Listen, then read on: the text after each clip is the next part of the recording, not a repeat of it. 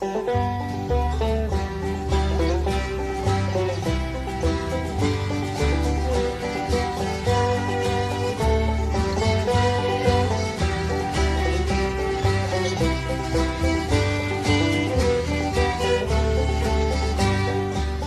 morning and welcome to the start of a brand spanking new box set from the great campaigns of the American Civil War. For our longtime fans, you know this was coming. It's the start of a new paradigm, and for anybody else who's just stumbling across this on YouTube or wherever that you've seen it, I want to take a moment here to welcome you. As we do in each and every restart here, we reintroduce ourselves for the audience so that you will get to know a little bit about what we're doing here, what our process is, and of course, just to get a little information about our background and how we've arrived at this point. We are starting with Roads to Gettysburg II today, and we're going to go through all of the basic scenarios as we do. That will be usually a few months, and then we will go through the full advanced campaign game, and we've got a special surprise in store for this time. We take it in turns week to week to play each side, and then we will talk about the scenario a little bit. We've been doing this since the top of the pandemic, so we are now 6 years removed from that. So we started in April of 2020 when Roger and I first got together on Vassal and started playing through Stonewall Jackson's Way 2 in an effort to help Roger with his burgeoning Vassal skills and his desire to play through some of this. I can't believe that we are so long in the tooth in this. We've gone through at least 6 or 7 of the named box sets at this point, and it never gets old. Boy, we have a standing appointment every Sunday morning to get together to record these, and I would be remiss if I did not introduce you all to Roger. So Roger, why don't you tell them all a little bit about yourself, and then I'll reintroduce myself. Yeah, I was born on a small farm in northeastern Iowa. When it came to games we played a lot of cards. We also had some of the basic board games, Monopoly, Clue, some others like that. But probably the game, my dad was a big chess player, and so I played a lot of chess with him and my brothers, but he taught me to play chess. I can't remember not knowing how to play chess, so he must have taught me when I was very young. I also, as a child, strangely, I guess, had an interest in history, and one day we were in the local five and dime store, which for people who don't know what a five and dime is because of inflation, it's kind of like Dollar General, but a little more organized. And in their games, which they had Parker Brothers and Milton Bradley, there was an Avalon Hill game called Africa Corps, and I was fascinated by the cover box. And this is when I was about 10 or 11 years old. Told it to my mother, and she remembered and bought it for my Christmas present. And my youngest, oldest brother, who was 6 years older than me, we played that quite a bit. And then a couple of years, or maybe later that same year, I got Richthofen's War as a present, and we played that. And when my brother went to college, I just soloed those myself a lot. Went to college and really didn't play. I played chess, but I didn't play war games. Finally got out of school, was walking through the mall here locally one day, and went into the game store there and saw the Civil War by Victory Games. And the Civil War is probably my biggest interest when it comes to history. And I thought, well, I'll buy that. And I took it home. And as a bachelor, I'd set that up and play it, for months because I didn't need my dining room table for anything. And but after I got married, my wife and I really like to take vacations to the beach for at least 2 weeks. And so I take that and play that. And one year, this is probably about 95, 96, I forgot to take it with me. And out of boredom, we were around the Charleston area. I drove into the Charleston game store and saw Roads to Gettysburg, the original Roads to Gettysburg. And that just fascinated me. I bought that. And that became my go-to game. Really enjoyed it. Really got into that. And my wife bought me Stonewall Jackson's Way, the original, a couple years later. And then fortunately or unfortunately, depending on how you look at it, our situations changed for a variety of reasons. And taking that type of vacation wasn't possible. And the home we were staying in, well, basically we had a cat. And if you set anything on a table, that cat was going to jump up and knock it off. So setting up a board game was an impossibility. And it wasn't until, I think it was probably 2019, I was watching probably a Civil War documentary on YouTube. And in the recommendation section there was a fellow by the name of Patrick's Tactics and Tutorials, how to play great campaigns. And I watched that and I thought, oh, I have that game. Or actually, you were doing Battle Above the Clouds, I think is what you were showing. And Well, I pulled out Stonewall Jackson's Way, set it up, and really got into it, and started getting on the internet and found Board Game Geek, Consim World, and found the Facebook group of Great Campaigns. And about the same time I found it, Ken Lee was organizing a multiplayer game on Vassal, which I did not know anything about.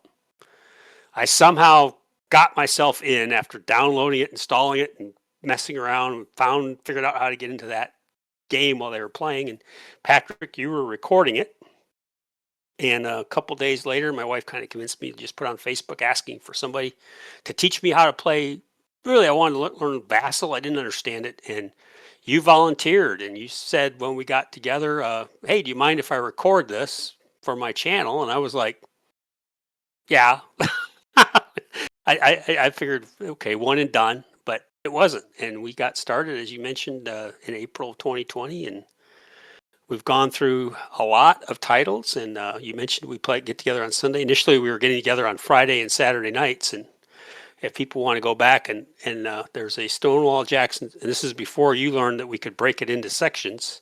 We played, I can't remember which one. It was a 5 or 6 turner, which went, I think, until 1 o'clock in the morning. And I think I was on my 3rd or 4th margarita at that point. And the gameplay got a little raggedy on my end for sure. But it's just been quite a joy. And I went from I'm looking over at my game bookcase. It's really been a joy to play, and I've gotten involved in a lot of different types of systems. Don't play a lot, but I do really enjoy it. And I just want to thank you so much, Patrick, for A, agreeing to teach me, and then B, letting us continue to play this almost on a weekly basis. It's just been a great ride. Well, it's been my absolute pleasure to have a steady opponent and to be able to explore all of these. And of course, as they say on the street, a pusher has got to push. And that's what I do. I'm sorry I have expanded your game library as much as it has because I didn't mean to, but I did mean to. I totally did. In addition, we've got another special treat, a little surprise for you. One of our regular participants here in the Peanut Gallery, I'm putting him on officially today. So for this whole box set, I'm going to introduce Mark. Mark, if you want to tell everybody a little bit about yourself, you're going to be a pretty seminal part of this whole process. So tell us a little bit about yourself, sir. Sure. I come from an Air Force family. My dad was a career pilot in the Air Force, and when he was stationed at the Pentagon, I was a young kid, like early elementary school, and we would go to all sorts of, in that area, there's all sorts of historical stuff, but a lot of Civil War battlefields. And my brother and I had a map, like a push pin kind of map, where we kept track of all the battlefields we went to. And we had quite a bit covered. I wish I would have kept that map. But so I got certainly interested in the Civil War because of that. Then later, I stayed at a friend's house one time, and he had an Avalon Hill Gettysburg game. I don't even know what version of it. There's been lots of versions, I think, that through the years. And that got me interested, and then into board gaming a little bit. And then one time my dad came home. I don't know where he got the idea from. He had Avalon Hill's Luftwaffe air, the air war over Germany and B-17 raids and stuff like that. And so he and I played that off and on for a few years. And then I think I was it's like Roger, kind of in a store sometime. I saw Roads to Gettysburg and picked that up. And this was the late 90s and got me into, in those days, I think it was an AOL message group or something like that. I don't know. Somehow we connected and started playing. In those days, Cyberboard, I think, is how we played, and did some remote play with people. Went to I think it was the last Avalon Con. I went to that in the early 2000s. Took a little break for a while, but then the last 8 or 10 years have been back in the board gaming quite a bit, and especially the Great Campaign series, doing some play testing and then playing regularly with the group. And then the last couple times Ken Lee has had the Great Campaigns at the battlefields, have done some help helping Ken do tours, and it's kind of just helping organize some of that stuff. So I've gotten into that, and I was noodling around and hoping to, as you guys get later to the campaign game of the Roads to Gettysburg, I hope to kind of help moderate a fog of war element that we can bring into the campaign, which would be kind of fun to do. So I've been noodling around with how to do that. So yeah, I'm looking forward to that. And we are honored to have you joining us as well. Just to give everybody the quick biographical sketch of myself, I'm trying to remember all the little points, because Roger, you do an amazing job of just point to point. I sit there and like, I remember this and I remember that, and you get it every letter perfect every time, and I'm like, and this is about me. Let's see. I started with local gaming, as everyone does. This is going to sound very similar to most of you who are probably watching this. We are all of a certain age, I expect. If you're a youngin' out there, welcome. We're glad to have you here. But I started with just all the normal mass market games, and then we had local. I had local friends in the neighborhood, and we would play stuff like Risk and etc. Where my gaming exposure really came to bear was when I was in scouting. I'm still a scouter. I'm not active, but once a scout, always a scout, as they say. We would spend a lot of time at camp, of course, and I was in the Order of the Arrow, so we had certain weekends that were designated as fun, and that's where my friendship circle really expanded. But there was a whole group of us that if you wanted to stay up all night in the dining hall and let other people sleep, you could do that, and that's where I learned games like that. That's where the first major games of Risk, where they would put 4 boards together and they would play all night, these marathon super worlds. But my fondest memory was learning Axis and Allies, and I was the young kid at the table. But here, kid, why don't you take Japan? And I learned how to play the Axis and Allies, and then that expanded into games like Junta and a lot of the Avalon Hill games that were good at the time. I learned Civilization there, and I think the one that really lit the fire under my tail for Avalon Hill was Source of the Nile, and we just had some amazing weekend experiences with that. And then, of course, that carried on up into college, and then you get distracted by other things in college, and a little bit of domestic life. You settle down, and some of that stuff gets put aside. But then, like most of us, we rediscover and we get a little bit of disposable income. And I happened upon Great Campaigns because I have a family history connection to the American Civil War. And of course, growing up, I loved it enough that I did some classes at college about it. I had a fantastic professor who was, one of the premier professors in the United States. He had written several books about it. I took his American Civil War course, and it just blew my mind how good it was, how deep, and how much I could get out of the entire, not only the narrative, but just the historical nature of it. And I think that rekindled a lot of my love for it. So in the, early 2000s, I was looking for getting into wargaming, and I was trying to find that right fit. The time I was really enamored with For the People by Mark Herman, and I love the card-driven system. So that was probably my most enjoyable aspect of it.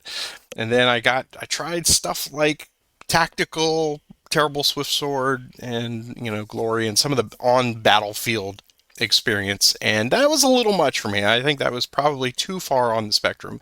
But then I just happened upon the Great Campaign system, and I discovered the concept of operational, and 1 hex equals 1 mile. That was probably where I fell in love the hardest. And so I'm a little late coming into it. I'm probably about 15 years removed from the beginning of the Great Campaign system. But 2008, I said, you know what? The best way to learn this is to jump into a tournament, and I did. And I lost the first game very, very badly. But the person took me aside and said, hey, here's what you did wrong. Here's how you want to play this game, and just taught me some basic skills for the system as a whole and just how to enjoy the game as a game. And I ended up in that tournament going well farther than I should have. I actually got into the semifinals for that tournament and just had a blast. And I think that just sealed the deal for me. I love Great Campaigns. And for about 3 or 4 years, I just did tournament play. I didn't really have anyone on a regular basis to play with.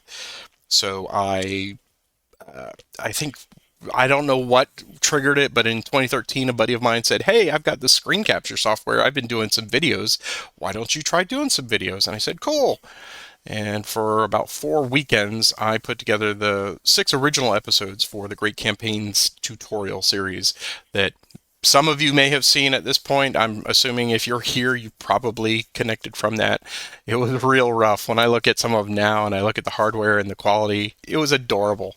And as I keep promising, I'm working on a Redux. It's just a matter of doing it in the right way, in bits and bobs. But that was something that I think was very well received, and that stood out there for 7 or 8 years. And then along came COVID, and we had a pandemic lockdown, and I think we all turned on to our computers and looked for some avenue, and that's when Roger hit me up, and I was only too happy to help him, not only with the Vassal side of things, because I love teaching people how to get into Vassal play so that expands their capabilities of wargaming, but also just because now I had somebody on a regular basis to play great campaigns with. You started out saying, well, I'm just the novice here, and I could tell right away, Roger, that you're far more skilled at this series than you would have most people believe.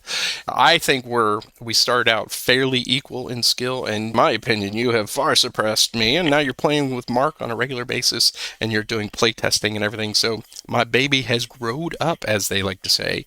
And it's just a pleasure to do this and to bring this to everybody each and every week. It's a little bit of fun as far as the recording and the editing. That can get to be a little chore, especially on scenarios where I just get thumped really, really badly and I have to watch it again. But that's still a joy because I'm expanding my skills. I do it for all of you, and the channel was built around it. I play Combat Commander, for those of you who've seen those. For a while there, Peter and I were doing Commands and Colors, and we're hoping to get settled back into a routine where we can do some of those other titles. So those are the three legs to the stool that make up this channel, and I want to thank Roger and Mark for being here, and for all of you for the continued feedback that we get and just positive support and all that stuff week to week. So that's why we do it. That's why we're here. And gosh, we've gone almost 20 minutes. You knew this was going to be front loaded, people. So if you wanted to skip over this, I totally understand. But gentlemen, if you're ready to get started, we're going to do what we always do. And I'm going to read the scenario intro, which is very brief on this one. And we'll talk about all the special rules for Roads to Gettysburg. As a whole, I don't think there's too much that's different from anything that we've done. But we'll talk about the special rules for this scenario. And then Roger's going to talk about the victory conditions. And we'll do some opening discussion about it. This one is one that I've played a bit, but I won't say I'm an expert. But the thing about Gettysburg is everyone loves it, but it can get a little samey, but that's the wonderful thing about great campaigns.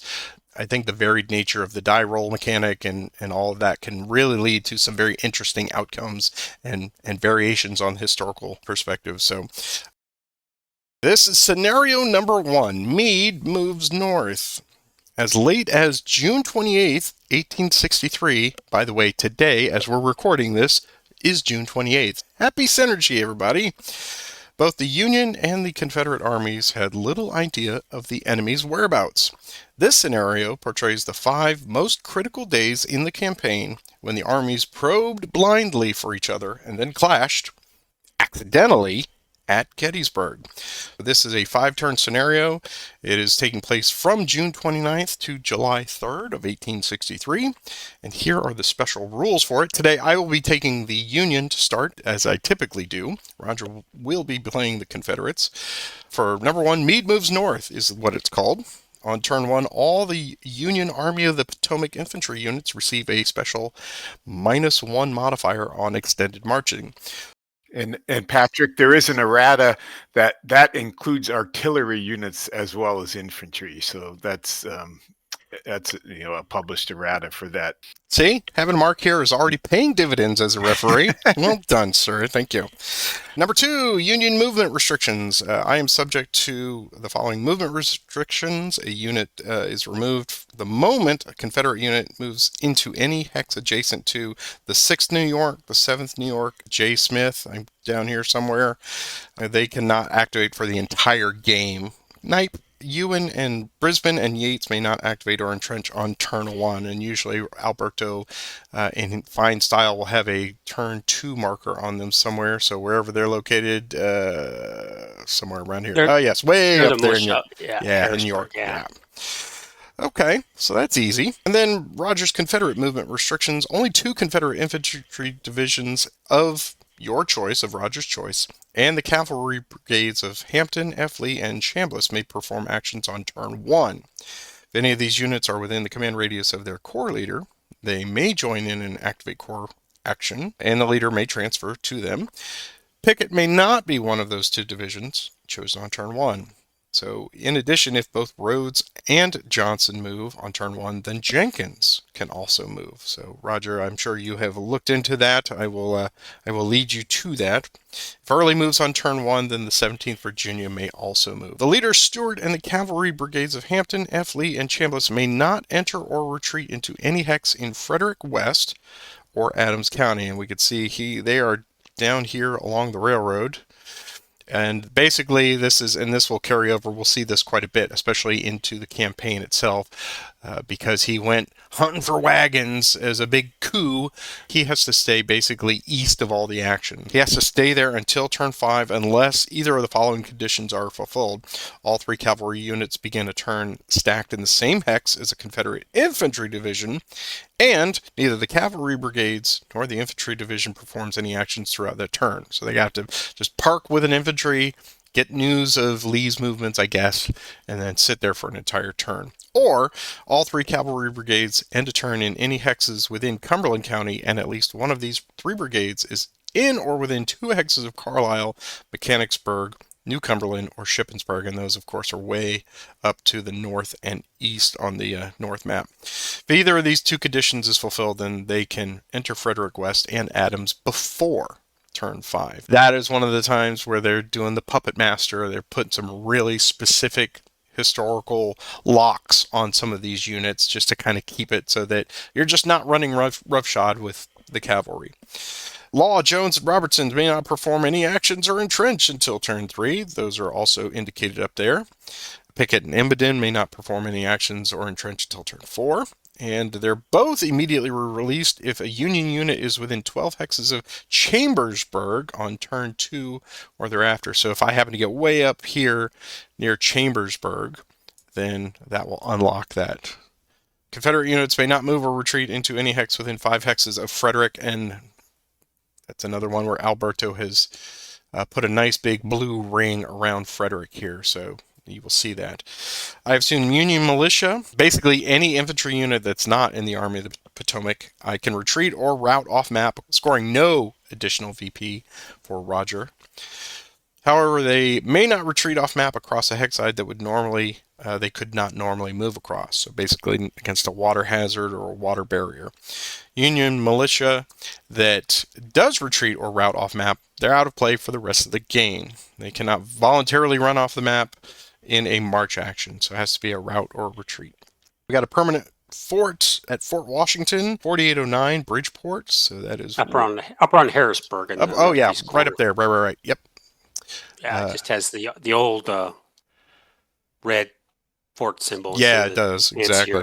The fancier the newer maps. And then that bridge into Marysville, 4603, cannot be destroyed. Or I may not destroy that. And that is right way up here. It's way up there. I cannot destroy that bridge to keep you out of, Harrisburg and all that. And those are the special rules. I mean, some of those are very, very specific, and I don't know if they'll come up in play today, but this is a 5-turn scenario, so anything can and will happen. So I'm going to rest my voice. I'm going to turn it over and let Roger and Mark talk about the victory conditions, and then if we want to do some opening discussion on this one.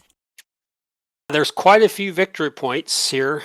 If the Confederates can control Gettysburg, which is right there, it's worth 20 points, and there's no Union infantry units adjacent and control. So that means they don't necessarily have to occupy it. If they occupy Gettysburg and a Union infantry unit occupies any adjacent hex, that's only worth 12 points. The Confederate player can get 20 points if they can push the Union units or outside that 2 hex range. And so they could combine the plus 20 for the first and the plus 20 for this one to get 40 points. I get 8 points, Confederate player, if they can occupy Harrisburg, which is way up there to the north. They can get 4 points if they occupy Littlestown and Taneytown, which are kind of between. I got to zoom out here a little bit. Someone's found them. Great, excellent. And I get 1 point if I can damage or destroy 5 railroad stations here, and 1 point each. Ellicott Mills, Sykesville, Mount Airy, Westminster, and Hanover. So this gives something for the cavalry to do here in the South if Confederates want to, and that's worth 1 point each. It's 1863, so people familiar with great campaigns, it's 1 point for each Union manpower and -1 for each Confederate. The Union can take points away from the Confederate if they can occupy Gettysburg and a Confederate infantry unit occupies the adjacent hex, it's -3. -6 if they can occupy Gettysburg and there's no Confederate Union next to it. And -3 if the Union Infantry Division occupies Chambersburg. So there is some points that the Union can take away from the Confederate player.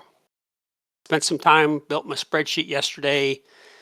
Pretty clear that they're driving the Battle of Gettysburg here, the historical You don't say. result. I was like, is there any way to cobble together the victory points? Because I have to get as the Confederate 33 points to claim a marginal victory. And I start at 0. I don't have any points in the bank to start with. So I think this is the set piece for people who want to play the Battle of Gettysburg in the Great Campaign system. I think this scenario is designed for that purpose, because I think that's what we're going to get here. So we're going to get a battle at Gettysburg. I think the only time I played this in the new, I don't know, I didn't go back and check the older box to see how this has been changed. I played a multiplayer game online during our convention that we had online here. I guess that was during COVID when we did the COVID. I think we had a multiplayer game where I played on the Union side. I think I was giving Howard's Corps. Nice. He wanted a mix of new players and intermediate players and experienced players to be the Army commanders, and it was kind of an introduction to playing how to play multiplayer on Vassal with teams. Good experience to do that. Any opening thoughts on this one, Mark, as far as experiences you've had between the old version and the new version? I don't think I've played this since they've republished it, so I'm not familiar with it's going way back. I definitely played this a few times early on, and when I went to the first Avalon Con, or if it was could have been the first year of the WBC, I can't remember, but I definitely played it there and got summarily whipped because that was I was a beginner versus experienced players, kind of like you, Patrick, and so I haven't played it for a long time. So I kind of remember a little bit about how this unfolds as you guys talk about it. Kind of scripts a little bit, and you're bounded a little bit. There's two things I'll point out from in the basic rules to RtGII, just to remind everybody that the lead does not get a assault bonus here. His lead bonus is not applicable here. And Right, yeah. And then the other thing, Roger, there you have 2 renegade calves that are not part of Stuart. Jenkins and Impenden are not part of the organized calves, so those guys can't be activated by Stuart. So, and you'll see them throughout the whole games here, the scenarios. So, all right, that's all I really see here. But I'm interested to see how. Yeah, like I said, it's been a while since I played it, so I kind of have a little bit idea, I think, but it's they're not giving you much options of what to do here. Oh yeah. Well, I mean, and this we'll point out things, and you'll hear us do this a lot throughout the series. So if you're new to the system and this is the first time you're ever watching one of these videos, you're going to hear us repeat a lot of things. Remember, this is a game of maneuver. It's dice-based, yes. And this one, they are encouraging you, as we always like to say, to get firstest with the mostest to Gettysburg, because that's where the points are. So that is going to guide our playstyle, of course. But when we see this repeated in several variations in other smaller of the basic scenarios, then there will be some variations on that theme. When we get to the campaign, and that's my favorite part of this, is that's where the sandbox really opens up, and it's how do I want to get points as this side or the other side. In this one, the Confederates are trying to get the points, so they're going to try to levy and get conscripts from places way up in Pennsylvania, and they're going to try to move down the valley there and try to get up towards Harrisburg and threaten that. Where we accidentally come together may be, and in the 2 times I've played the campaign game with other players, we've had the amazing historical battle of Westminster to decide the fate of the Union. And I think when we did Long Roads to Gettysburg, we had units fighting over and over at Eastern York, trying to cross over into that part to take the town of York, to destroy the Union and all that sort of stuff. So the narrative that comes out of this as we play through it in the campaign is going to be quite astounding. That's the wonderful thing about this maneuver-based operation system, is you don't know what's going to happen, and you don't know where Roger's going to make a stand or I'm going to make a play.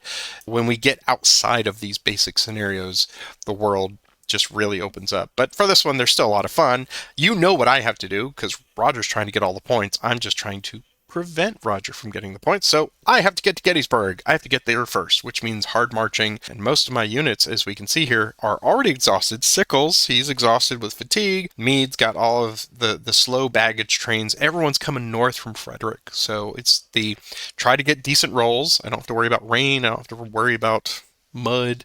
I just have to get from A to B quicker than Roger does. Saving that, if he does get there first, and that's usually a pretty good chance that he will, he's got better movement than I do, then I have to approach, attack, and try to eject. And all of those things are wonderfully variable because dice hate us equally, but they hate me a little bit more. We have lots of video evidence of that. Well, then I think, wow, we've gone 30 minutes. I think we're ready to get started. There's nothing for us to do. We're going to go through all the standard processes here.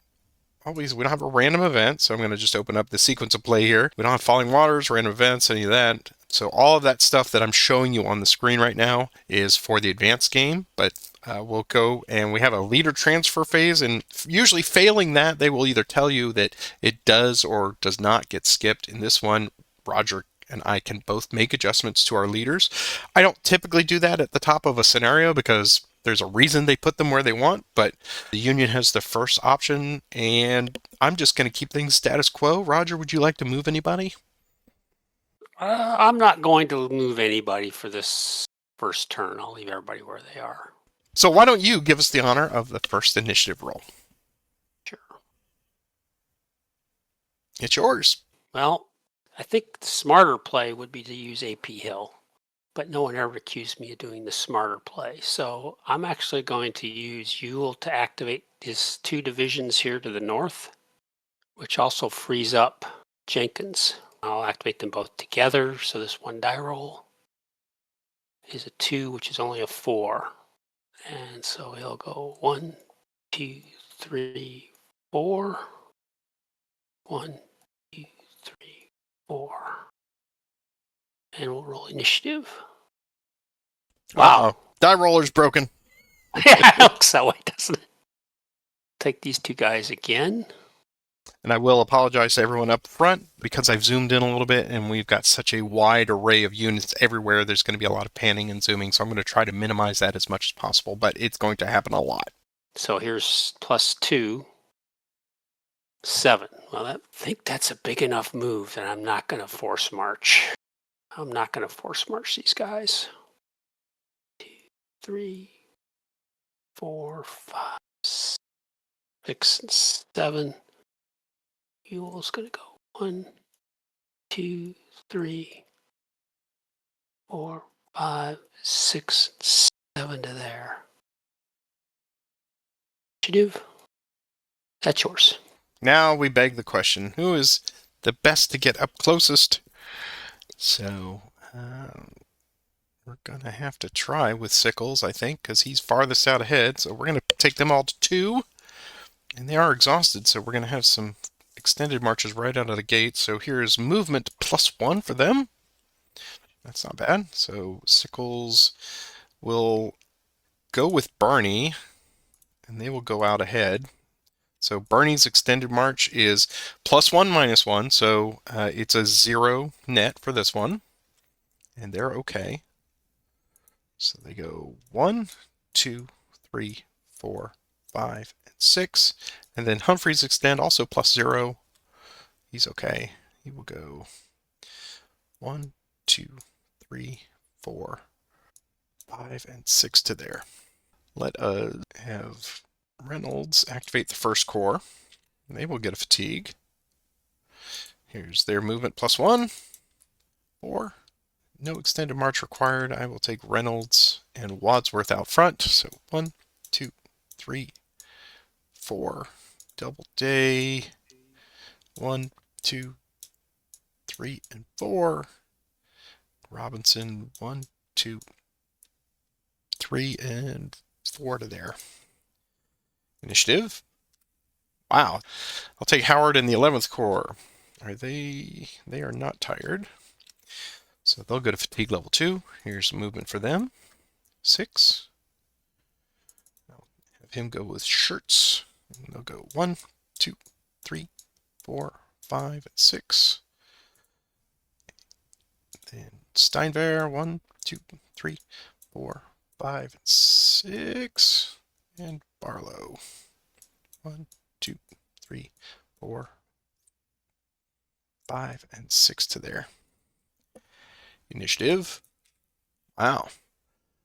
That is unusual for me to get a string of initiatives like that. But I think we'll probably need to take... Let's see if we can get sickles up into range here. Take them to 3. Here is movement of +1. That was not worth it. Okay, so their net extended march is +1 for each. We'll take Bernie first. And flips. All right, so they will go 1, 2, and 3. And Humphreys, extend. He's okay. I'll go 1, 2, and 3. All right. Initiative. Man. All right. Let's take... I was going to make a comment. One of the things I love about all these campaign games, all the series is, I really get caught up in looking at the road network. In this case, you see all these roads, you think it's going to be so easy. And I see you having to curve left, east, west, trying to move north. You can't just march north. There's no road that goes straight north. You've always got to curve one way or the other. Yes. As our friends in Maine say, you can't get there from here. Yeah, exactly. I guess I need to move the big honkin' stack with the 12th Corps and all the artillery, so we will take them all to 2. And as far as I remember, there's no restriction on Slocum activating all the artillery, so they will go to 2. Here's their movement of +1, but that's why. We'll send them out ahead, so they'll go 1, 2, and 3. 1, 2, and 3. 1, 2, and... Actually, let's do 1, 2, and 3 to there. They will go... Let's see.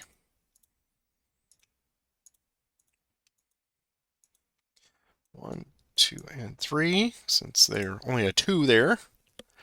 And... 1, 2 to there. Initiative. Wow. It's uncanny. All right, we'll move the 5th Corps. Here's their movement +1. There you go. 6. I'm going to go with Barnes and Sykes. 1, 2, 3, 4, 5, and 6. Crawford, 1, 2, 3, 4, 5. And errors, 1, 2, 3, 4, 5, 6. Initiative. Whoo. Let me know when you're going to... Yeah, you just, why don't you go mow the grass or something? I'll take... Reynolds will take the 1st Corps again, so they're going to go to 3. Here's movement. 4. Is it worth it now? So put this up here for movement points. Extended marches. Let's see. Reynolds will stay with Wadsworth. So Doubleday will go first. Extend now of net +1. No, just let's see. They would be 1, 2. Just straight up. Straight up. It is, yeah, because they're not exhausted, right? Yeah. So straight up. Good. 1, 2, 3, and 4. Wadsworth is in this weird zone. Here's his. It's okay. 1, 2, 3, and 4. And Robinson is okay. 6 and 1. 1, 2, 3, and 4. Initiative. Man. I'm happy, but I I don't plan that far ahead. All right, we'll take. And it's especially on a turn when Roger only gets to move 3 guys. So I know, right? It's kind of wasted on this end. I will take Hancock in the second corps, so they'll go to 2. Here's movement 4. Okay. He will stay with Hayes. They'll go 1, 2, 3, and 4. 1, 2, and 3, and 1, 2, and 3, and 4. Initiative. Okay. I guess I should get these cavalry going here. Let's have DM Greg activate all the second. Here is movement +1. They get 11. So I want to prevent you from burning stations. Have them go 1, 2, 3, 4, 5, 6, 7, 8, 9, 10, 11. I'll take Greg 1, 2, 3, 4, 5, 6, 7. And these other guys 1, 2, 3, 4, 5, 6, 7, 8, 9, 10, and 11. Initiative. Now it's yours. Go ahead. I guess I'll deal with what you're doing down here with your cav. So I'll have Stuart will activate his 3 guys. It's 7. Stuart is a core.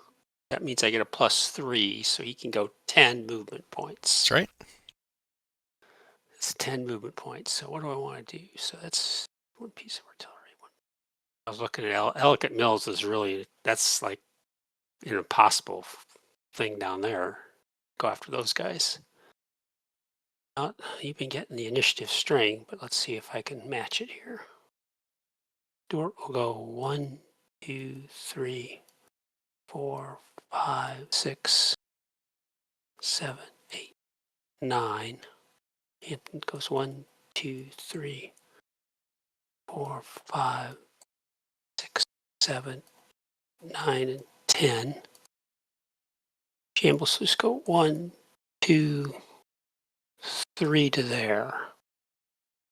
Now, to point out, as gentlemanly as we are when he and I play, that first one, Roger, Sword himself, he could get to here because that was an unreal. He could. Okay. I just wasn't sure if you had 1 movement point left, and if you didn't want to, that's cool. I thought about it, and the reason I guess I'll explain why. If I go there, that would give me, it looks like a hexes, all 6 hexes covered, but 2 of those hexes would come off because of the Razak issues. And that, why would they come off? because you don't have it's the defender having, there you go, attacker having the road. That's right. So that would give me a +2 flank, where right now I have a +1 flank. But that's all right, because I'm happy stopping, because we'll see if I get the next initiative, then I'll find out if I was happy stopping. And I don't anyway, so.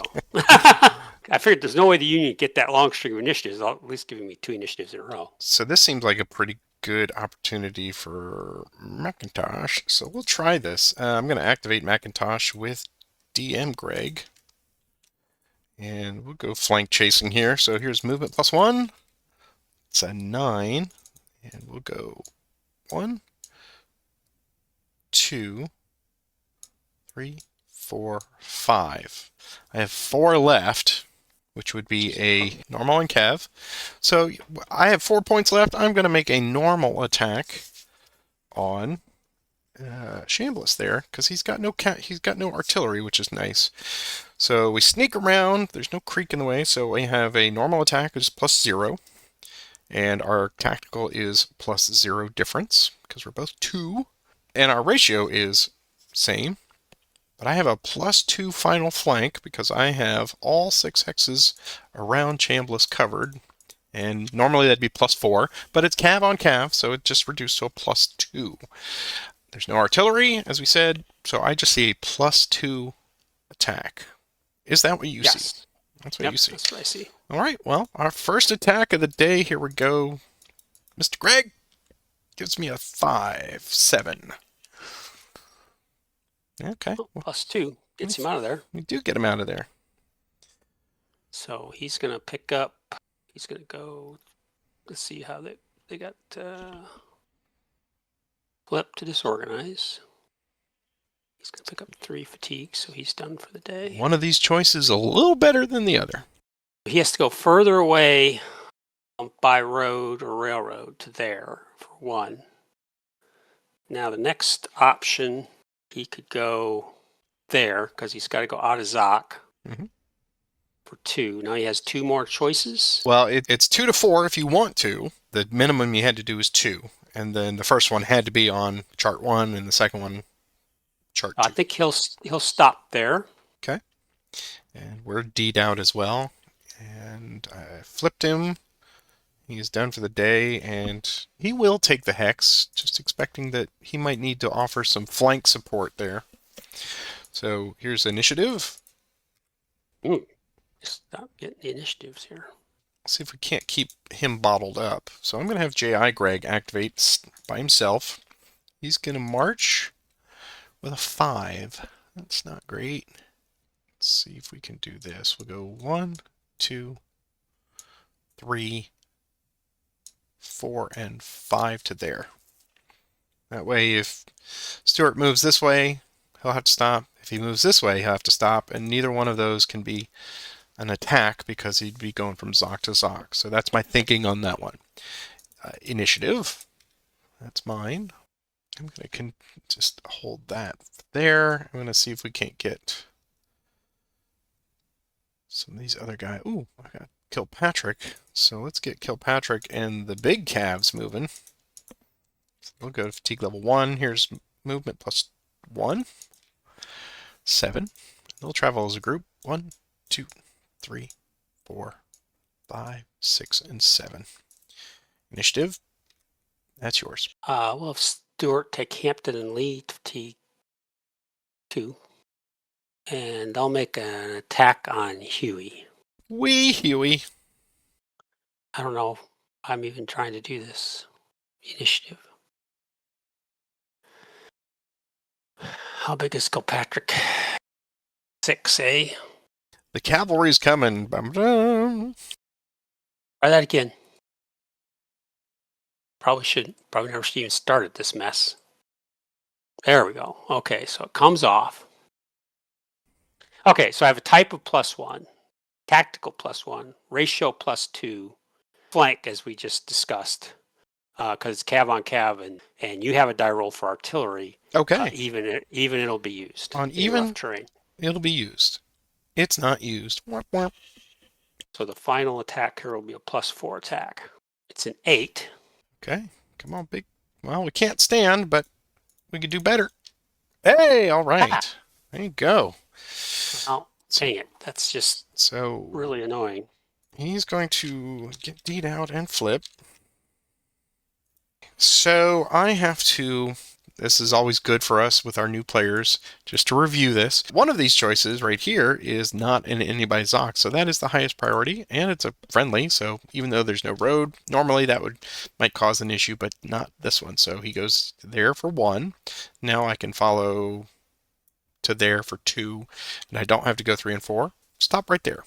I think it's probably not a good idea for me to go into that hex, because then you'll have easily set up flanking around me. So that whole expedition was a bad idea.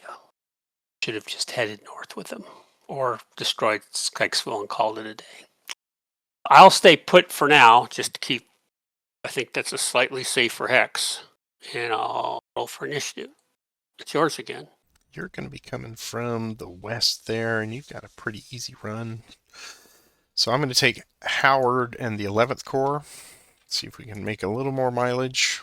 Here's movement +1. Nope! Hardly even worth the effort. All right, shirts will go first. We will stay with the leadership that we have.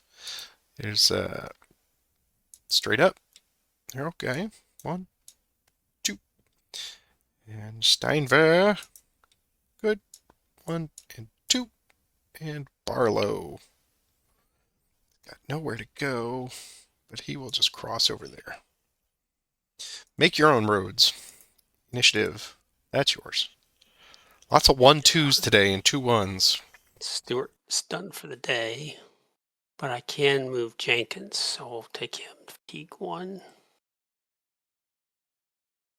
So he can move 8 in his calves, so he gets a +1, so that's 9. 2, 3, 4, 5, 6, 7. Oh, this is an example of 8 and 9. The road network kind of initiative. Hey, I get 2 initiatives in a row. Stop the game. Call it a victory. Pick up a fatigue. 7. That's 8. 1, 2, 3, 5, 6, 7, 8. I'm going to push Ewell. See how badly this is a bad mistake. This is a bad mistake, but we'll try it. Oh, 7 movement points. Positivity. And Johnson goes first. I had to look this up and verify he actually has 7 pieces of artillery. It's like, gosh, that's a lot of artillery. Straight up initiative, extend march. He's okay. So he's going to go 1, 2, 3, 4, 5, 6, and 7. And now Ewell with roads. And he's going to flip, like I said, probably going to bite me. It did a little bit. And they're just going to follow along behind Johnson. They're as close to Gettysburg as you are now. Initiative. That's yours. I love that Johnson is carrying the entire Tredegar Ironworks showroom with him. That's great. There's not a piece left in Richmond. Those guys are all at 3, so we move farther down. Let's see if we can bring Sykes up. So the 5th Corps activates, marching. Boo! Barnes, extend march is straight. He's okay, thankfully. 1, 2. And Ayers is good. He will go to there. And Crawford, he's okay. 1 and 2. Initiative. Let's take Kilpatrick and the 3rd Cavalry. Let's see what trouble and mischief they can cause. So here's movement +1. 7. 1, 2, 3, 4, 5, 6, and 7. Initiative. That's yours. I'm going to pass. Sedgwick is in that. I always hate where Sedgwick in the 6th Corps starts because you gotta go east or west-ish to go north-ish. But I will start them on their way. So we will take them all to 2. Here's movement +1. Damn it. You had a lot of ones for that. movement. Oh, yeah. Yeah, that's all right. That's okay. You know, we got to move more than we should have as far as activations. So we'll go 1, 2. Hal will... These guys will just take a big step forward, I think, to Newmarket. Initiative. That's yours. I'll be passing. Okay, passing through. Okay. Yeah. I will have Lockwood follow behind here at 2. Here's movement 5. 1, 2, 3, 4, and 5. And that's mine. I'll have the 12th Corps activate to 3. Minus Lockwood movement. Terrible. Okay, so Artillery Reserve 2 will go first. Here's extend +0. He's okay. 1, 2.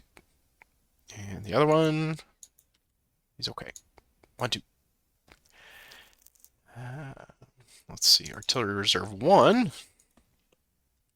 You did get 3 movement points there, right? No, I did. You're right. I'm sorry. Thank you. There we go. Yeah. So Artillery Reserve 1, under management, has failed their extended march. So they will flip and go 1, 2, and 3. And then the other guys, Geary, he's okay. We'll just go 1, 2, and 3. Thank you. Williams, he's okay. 1, 2, and 3. Initiative. Okay, you're gonna pass. All right. Pass, yeah. I'll take Lockwood, see if they can catch up. Movement. Well, they want to catch up. Here's extended march plus 0. Good. 1, 2, 3, 4, 5. Initiative. It's mine. Yeah, I gotta take Hancock in the second. Movement. These guys are terrible. Extended march for Hayes plus 0. Good. 1, 2, 3. Caldwell. Good. 1, 2, 3. Gibbon. 1, 2, 3. Initiative. Mine. Well, yours, mine, ours. It's Sedgwick in the 6th. They'll all go to 3. Here's movement. God bless it.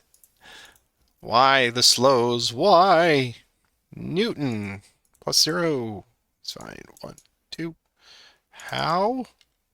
Good. 1, 2. And right. 1. That's it. Initiative. Okay. Passing. Yes. Buford, the star of our previous play. We will activate the first cavalry. So they all march. Here's movement. Or not. Damn it, Sam Elliott. Come on. 4. All right, we'll get into the mountains here. 1, 2, 3, and 4. 1, 2, 3, and 4. Initiative. We'll take them again. Movement plus 1. That's better. 1, 2, 3, 4, 5, 6, 7, 8, and 9. They'll all follow behind. Initiative. That's yours if you wish. I will pass. Okay, I will take them to 3. And here's movement. 11sies. Merritt goes first. So this is a plus 0 for them because they're considered Army of Potomac. And they're cavalry, so this should be okay. So Merritt, he's good. 1, 2, 3, 4, 5, 6, 7, 8, 9, 10, 11. The rest of them, let's do the Devon. Actually, Buford's going to go with Gamble. They'll do that first. That was a bad choice. Always the wrong choice. Okay, so they will go and follow behind. And then Devon, he's okay. He will end up with them. Initiative. That's mine, looking around. Fatigue 3, 3, 3. Check, check, check. Omaha. I think I am ready to pass. I will pass as well. I'm going to hit the Sunshine Recover. And we are on to turn 2 of 5. And that last turn proved that old, what's the old adage? Lucky in life, unlucky in love. Where in this case, life is getting all the initiatives, and love is being able to move worth a damn. So the Union initiatives, but marching beyond the initial outset with Sickles making some inroads up there. Everybody else is like, we don't want to leave Frederick. We're fine.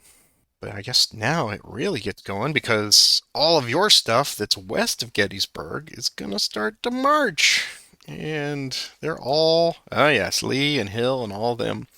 So any thoughts on this one before we get underway with turn 2?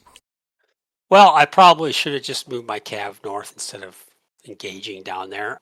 Just for people who own the original game like I do, this is the hardest game to upgrade to the standard series because in the original Roads to Gettysburg, there was no exhaustion. If the counter got flipped over, it went to no artillery. That was so that's the hardest one to upgrade because of that. I see a lot of times that people ask on Facebook, can you upgrade? This is the hardest one. when I did it, I made my own counters, printed out, and then went to Kinko's and got nice, color copies made and cut everything out until I bought the actual update. So now it's going to be a race to Gettysburg, and It I hope sure is. that decision I made to bring Ewell was I figured I could get him as close as you, and then have a few more divisions in play here on day 2 than just AP Hills 2. So we'll see how that works out for me. Yeah. Well, the question is, will I get the early initiatives? Can Buford recreate that standing up in the Lutheran Theological Seminary and watching the Chambersburg Pike as they're coming? I'm really hoping you burned up that string on day 1 where it really didn't matter. That's true. This one, it does matter. If you get a string of initiatives here, this is going to be it's going to be quite interesting. We'll start with some leader transfers. I don't know that I have any that's going to make any difference where I am. So they're all parked with somebody that's in range of 3. So I'm good with leader transfers. Do you have anything? Yeah, I'll move Hill up to Heath, and I'll bring Lee up to Hill, and I'll bring Ewell up to Johnson just because. I could do that with. Yeah, I'll take Stewart down to Chambliss. You don't trust me. Well, I could lose my whole Confederate cav down there, so that's it for me. All right. Well, then you rolled the first initiative from last turn, so I will roll it this time, and here we go. It's mine. Excellent. Yeah, there you go. Now I have 2 different cavalry options. Do I go after Stewart and hopefully catch you before you slip the noose, or do I get way up here and try to get Buford in the way? The problem is the road that I've chosen here goes out of the mountains this way. It does not get in the way up here, so I'd need a really good roll to try to intercede. So I think, all things being equal, I'm going to come down here and see what we can press with all of this. So I'm going to, and remember that I have to attack on the first cavalry movement. So we're going to do that. We'll have Kilpatrick activate the 3rd. Here is their movement of +1. Oops, roll 2 dice, Patrick. 4, 5. That's expected. So let's see if we can't just keep them in a box. We're going to have Custer go first. Oh, Goldilocks. 1, 2, 3, and 4. Kind of short-shirting Custer. I think I'm going to... I'll send Kilpatrick with him, and then I'll put Farnsworth 1, 2, 3 to there. So we'll just keep you bottled up a little bit. Initiative. That is yours, sir. Well, I think my priority has to be Gettysburg. So I'm going to have Hill activate his 3 divisions. Their movement.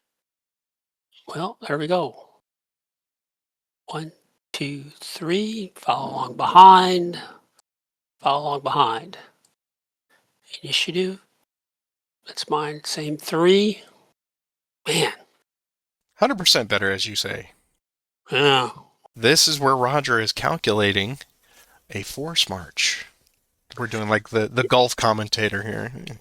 I've got 4 moving points. I think I need to force march because if I don't, they're going to be in the way of Longstreet's 2 guys. And you can move up and still block the pass. So I'm going to force march Heath. So he flips. Here's his force march roll. So he's going to lose 1 manpower, but he gains 4 movement points. So he can go 8. He can go 1, 2, 3, 4, 5, 6, 7, and 8. I'm going to force march Pender. He loses 1 manpower. He gains 3, so he can go 7. 1, 2, 4, 5, 6, 7. Here's Anderson's going to force march as well. Well, 5, 4, 3. He goes 6. He loses a manpower. He goes 1, 2, 3, 4, 5, and 6 to Newman's Pass. Initiative. That's mine. We'll have Ewell with his 2 divisions. 6. Go 1, 2, 3, 4, 5, 6. Rhodes is going to follow along behind. Initiative, that's yours. Now we look at things where the Confederates have gotten there first, and it's all about the approach for the Union. How do I get everybody with all these disparate corps in such a way where I can make a cohesive attempt to push him out of Gettysburg? He's not there yet, but he is there. I mean, he's right there. It's better than having Hill and Ewell both there, but now I've got to figure out a safe way to get up there. So I'm wondering if I can slow down at least a little bit. So I'm going to activate the 1st Cavalry. And here's their movement +1. 8. We can try. So we're going to go 1, 2, 3, 4, 5, 6, 7, and 8 to just screen a little bit. And the rest of these guys will just 1, 2, 3, 4, 5, 6, 7, 8 to there. Initiative, that's yours. We'll have Hill activate Heath, Pender. Here's their movement.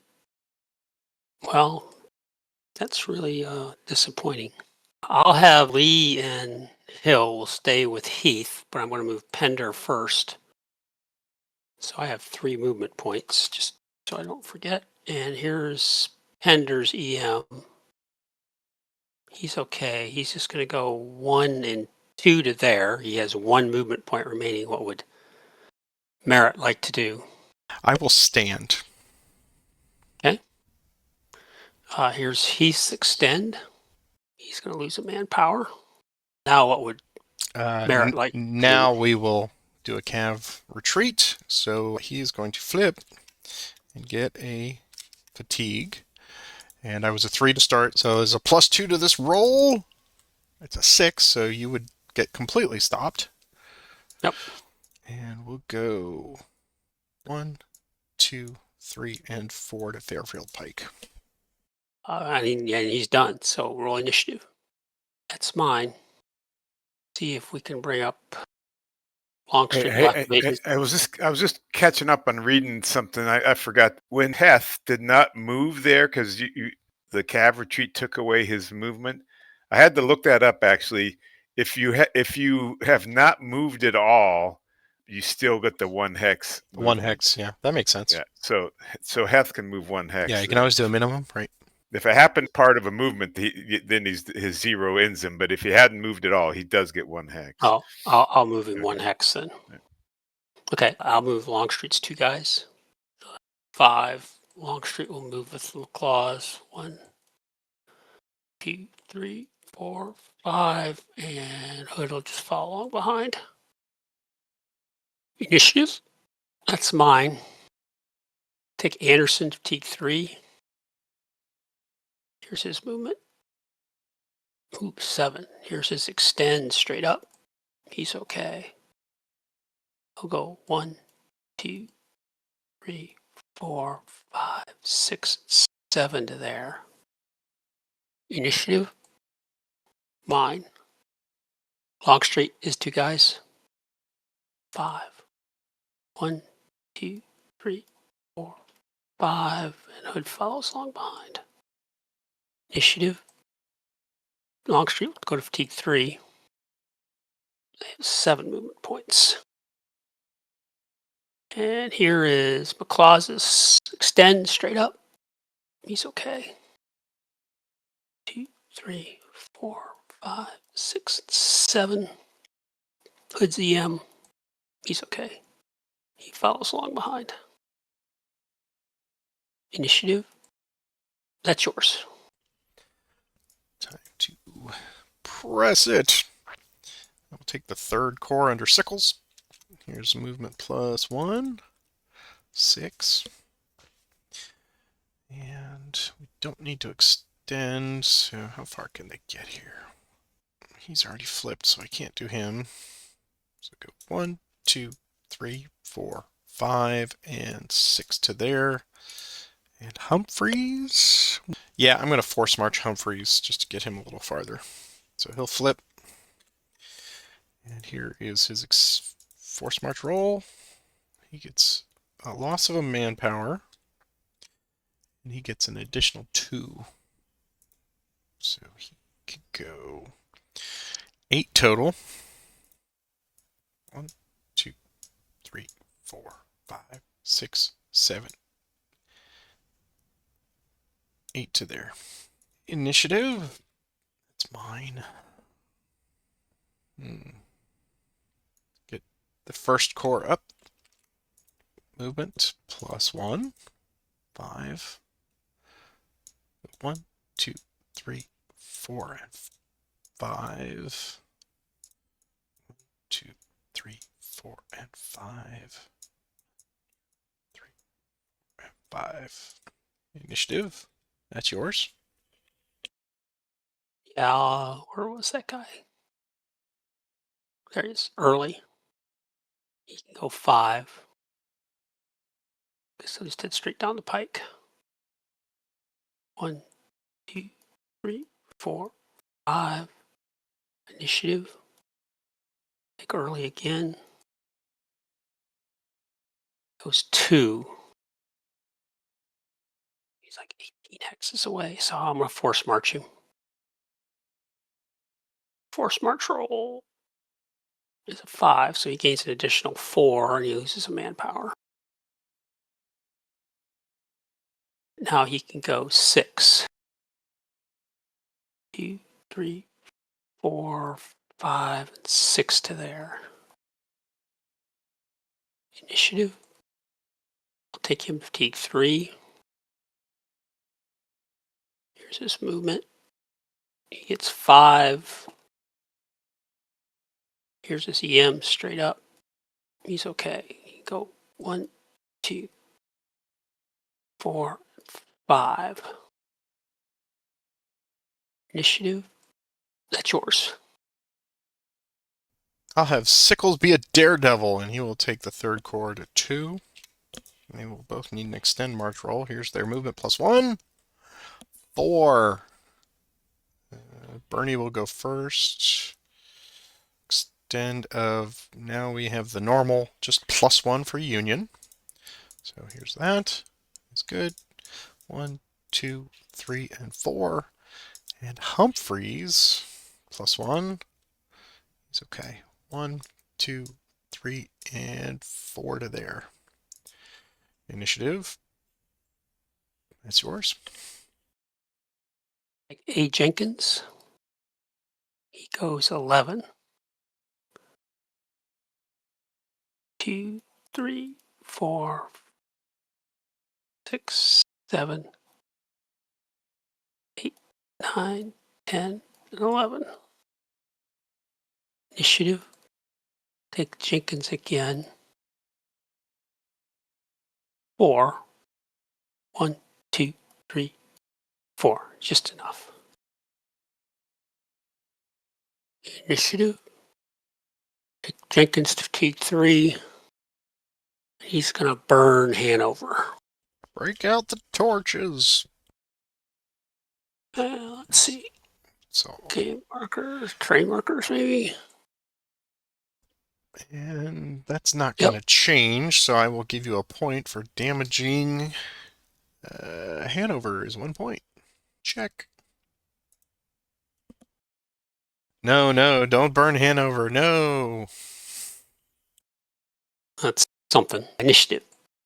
That's mine again. Okay. Got the 17th Virginia Cav way back here. They go 8. 1, 2, 3, 4, 5, 6, 7, 8 to Nashville.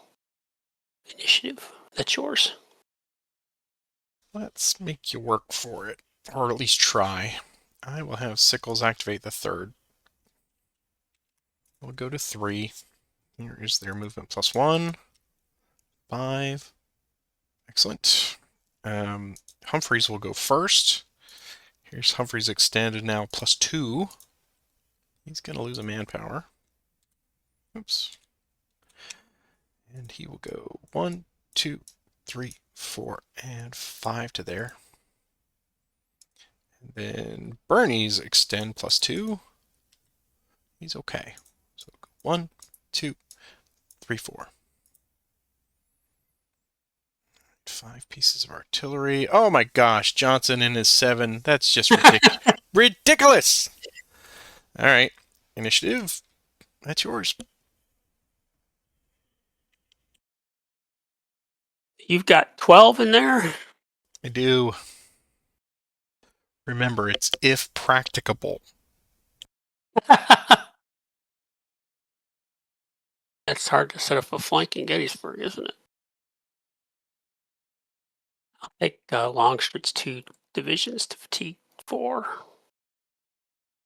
7 movement points. It's not that hard, as it turns out. Here's McLaws's extend now +1. It's okay. They'll go 1, 2, 3, 4, 5, 6, 7 to there. Hood's extend. He's okay. I'll go 1, 2, 3, 4, 5, 6, 7 to there. Initiative. That's mine. I think it's helpful to try to set up a ratio. So I'll take Ewell, take Johnson to fatigue 2. He'll make an assault attempt on Sickles' hex. This is reminiscent of the last time I played Mark. I rolled 6s for assaults all the time. Initiative. I think I got to try that again. That time it does come off. So the type's a +1, tactical's a +1. The ratio is 14, 12, so there's no ratio. Artillery is 7, 5, so there's no artillery. I have 5 hexes covered with none coming off for a final flank of +2. +2. So a final attack of +4. That is what I see. Okay, +4. 10. There we go. You and the 6s. Always with the 6s. All right. Come on, baby. All right. Well, it's +5. That's not the worst thing ever. +5. I have 12. Well, 3 DR.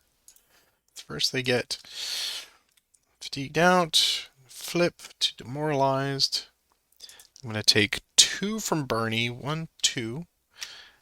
And actually, I'll take a third one from Bernie.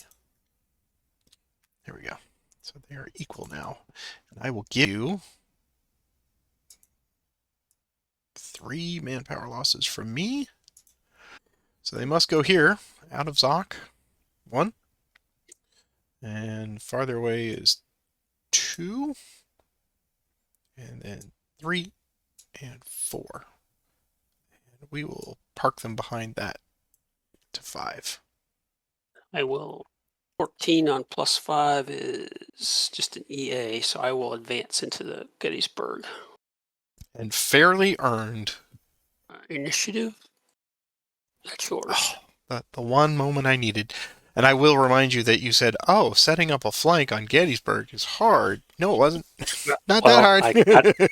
I got the roll I needed. That's right. That's right. Because I was thinking, oh, if you roll a 6 with Rhodes, well, then he's got a perfect full flank. But a 5 or a 6 would have done the same thing. Let's see if we can't. Now we got to approach from a different way, huh? So now it becomes about minimizing your VPs there. So I can get you to 12 if I'm adjacent. All right. Howard, activate the 11th. Here's movement +1. 5. Go 1, 2, 3, 4, 5. 1, 2, 3, 4, and 5. We'll go 1, 2, 3, 4, and 5 to there. Initiative. That's yours. take the 7th Virginia Art Cav again. Go 11. So I'll go 1, 2, 3, 4, 5, 6, 7, 8, 9, 10. They'll join Jenkins. Initiative. That's yours. I will activate the entirety of the 12th Corps. Here's movement. Excellent movement. The artillery reserve first. 1, 2, 3, 4, 5, 6. Go to there. The rest will just jump on them. 1, 2, 3, 4, 5, 6. 1, 2, 3, 4, 5, 6. Initiative. It's yours. Pass. I will have Howard activate the 11th Corps. Movement. 5. Steinway will go first. Extend march +1. Dope. Flips. 1, 2, 3, 4, and 5. Howard and Shirts. Extend. Okay. 1, 2, 3, 4, 5, 6. Oh, no, they didn't. Only 5. And then Barlow's extend. He's okay. 1, 2, 3, 4, and 5 to Bridgeport. Initiative. Mine again. I have the 1st Corps march with Reynolds. Movement. Boo. Oh. Doubleday. You're going first. Extend +1. Okay. 1, 2. And then Reynolds and Wadsworth. Okay. 1, 2. Robinson. Flips. 1 and 2. Initiative. Yours. We'll continue to pass. I will activate the 2nd Corps with Hancock. Movement. 6. 1, 2, 3, 4, 5, 6. 1, 2, 3, 4, 5, 6. 1, 2, 3, 4, 5, and 6.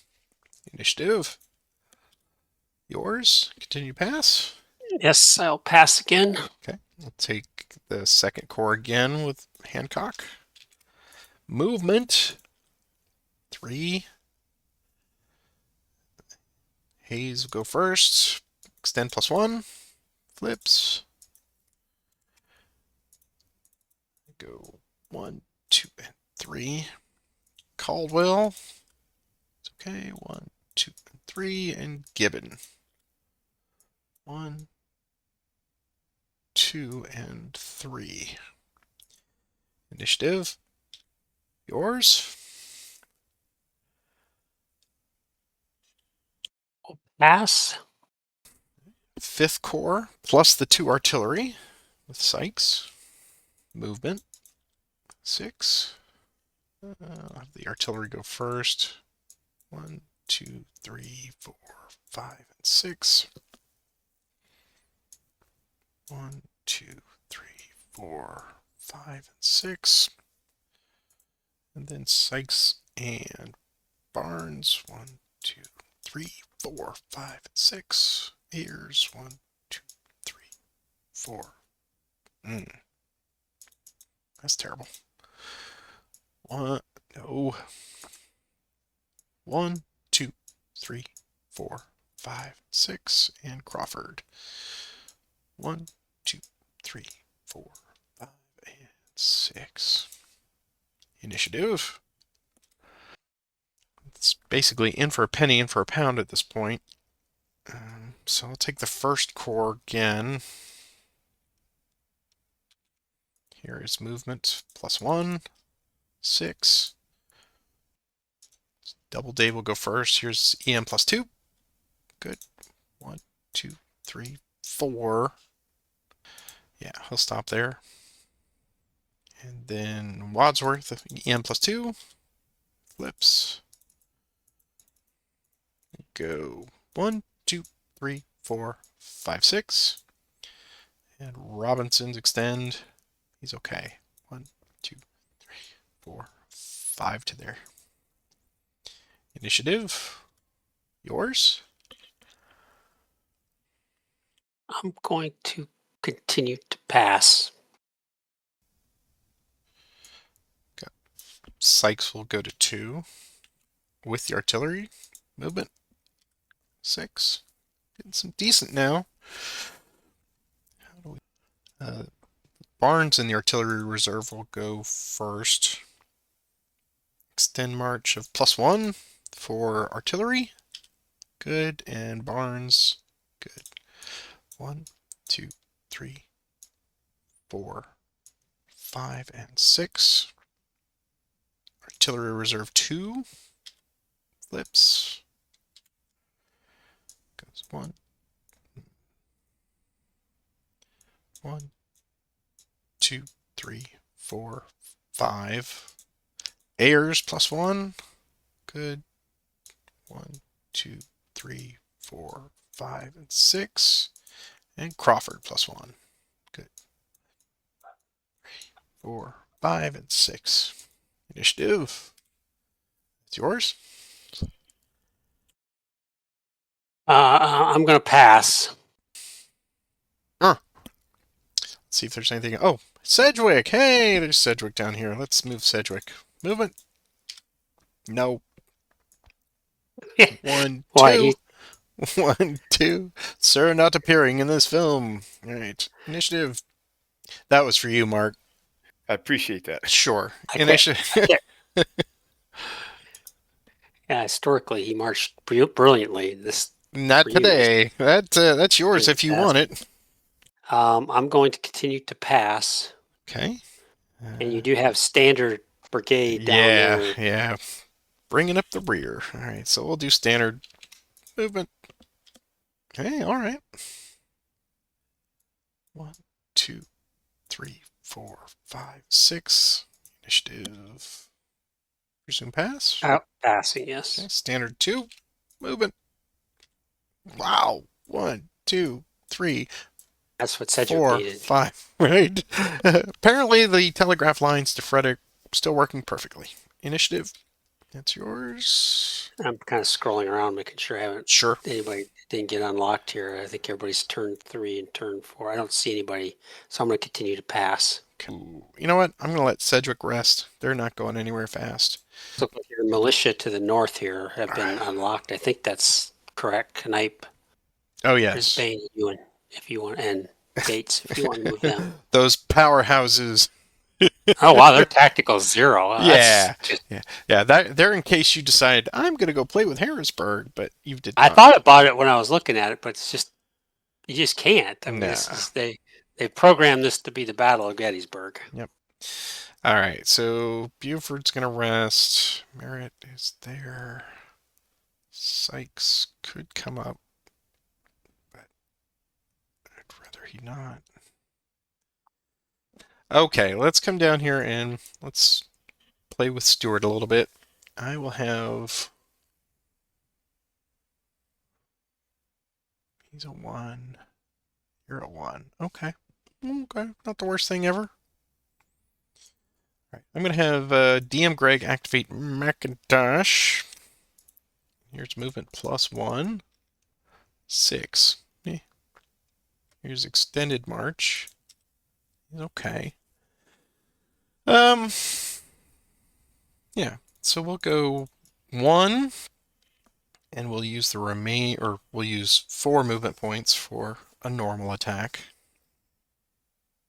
And once again, you have no artillery there, so 0 attack, 0. Oh, I have tactical and a yeah, creek. tactical. Yeah, so -1 for tactical.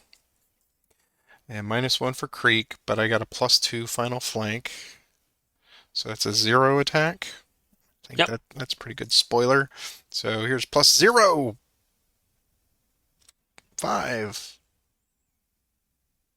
Hey, 3. get some out of there. Going to be a +2 result. +2. Going to pick up 3 fatigues. I guess he could go either way for his first. They're both his ox, so we'll go 1 for there. Second one will be 2, 3, and 4. Sure. I'll stop there. Okay. I will not take the hex. Initiative. That's mine. Now I feel we need to get him out of Mount Airy, so Kilpatrick will activate the 3rd. There's movement. 8. And that is fine.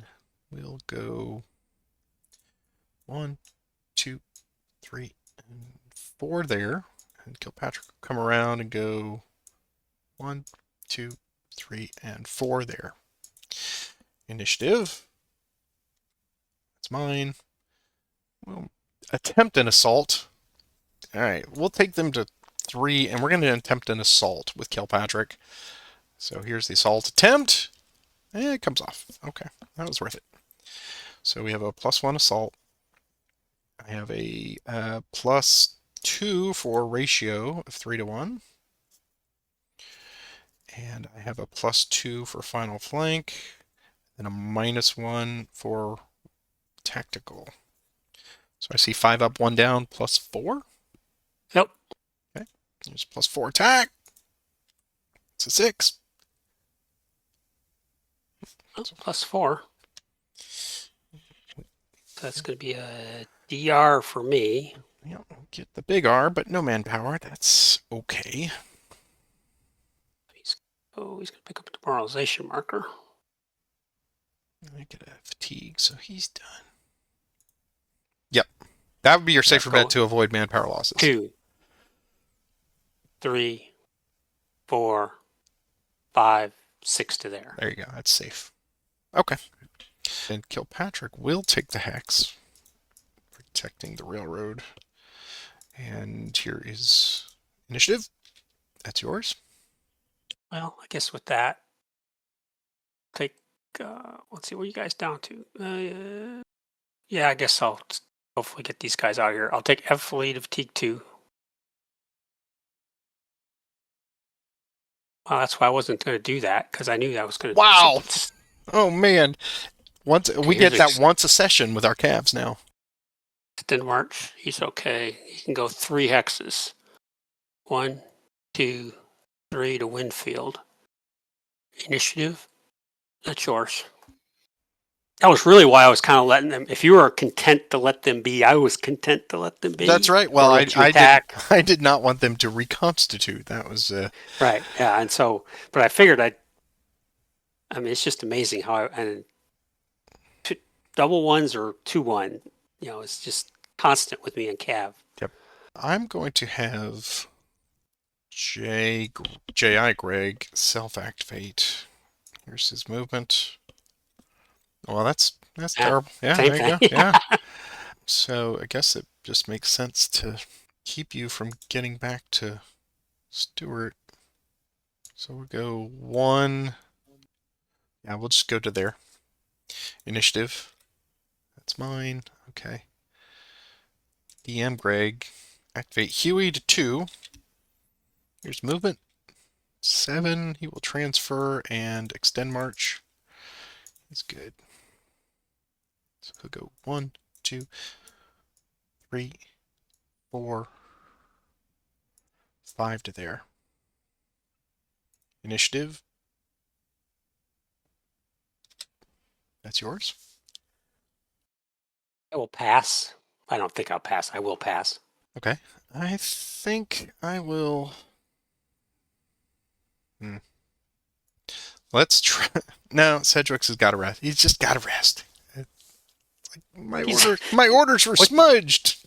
He's rolled like what, 3 1s? I think 3 1s and 2s. Yeah, I'm going to pass as well, and I think we're over the 2-hour mark. So I hate to leave people wanting more, but I love leaving people wanting more. So I think we're gonna we'll do this. We'll cut this as part 1 for this week, and we'll finish up turns 3, 4, and 5 because that's going to be where all the action is. So let me hit the Sunshine Recover. We have managed to finish 2 turns plus our intros, and we like to pivot at the end of any session, especially with campaigns, but in this one's like not a campaign, but it's a long scenario. So we'll do our opening discussion. It's a little round table, opening thoughts of what's happened.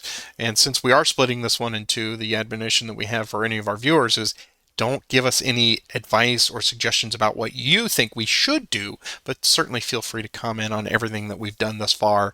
Terrible luck, poor decisions, whatever, that's fine. That's all fair game. But I will let either one of you take it first. Mark, as the independent observer, you can do that. Or Roger, if you want to talk about the Confederate opening bits, I will leave it to you.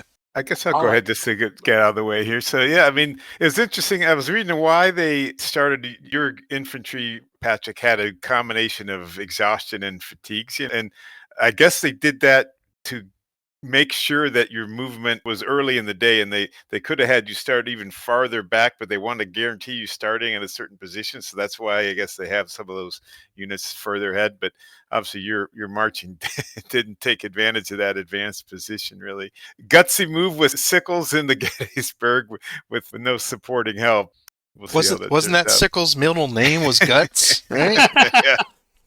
Yeah, it's too bad he didn't have somebody to give a little because as Roger's pointing out, it's not easy to flank Gettysburg. Those towns that are like a spoke are typically hard to flank because there's not like a ring network immediately around them, like a suburb in modern days. I mean, like a ring interstate in modern suburbs that goes around. So those are typically hard to flank, and but Longstreet got the movement that he needed to. That right. Was the big well, that's why I love that there's always that asterisk. Oh, it's nearly hard. And I'm like, you're going to roll a 5 or 6 and bam, either one of them. Yeah. I think Union's not quite as far up as they were probably historically, right? It looks to be. They're a little behind, I would say. But I will talk about that. But Roger, what do you think about Confederate opening bits? I'm obviously, day 1 got Ewell close. That's why I chose him. Is I felt like I think they're kind of saying, oh, you should use AP Hill because he's the closest. But I wanted on day 2 to be, and Longstreet did fantastic getting in his position on day 2. I mean, obviously he went significantly further than historical, but the fact I was able to get almost my entire, everybody that was activated is now very close to Gettysburg. So I'm pleased. I've got a nice concentration there. Stuart, I probably should just move Stuart north, because you got those nice string of initiatives that was able to take the railroads down there. Depot is really out of play, and I made the decision to be a little aggressive, and you countered, and now I think I'm fortunate that I haven't had any manpower losses there.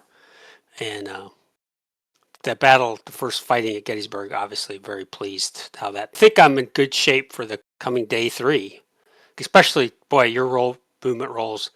It always helps the make me look good if the opposing player is rolling 1s for movement. On a game like this where you've got to be rolling high to get the action going.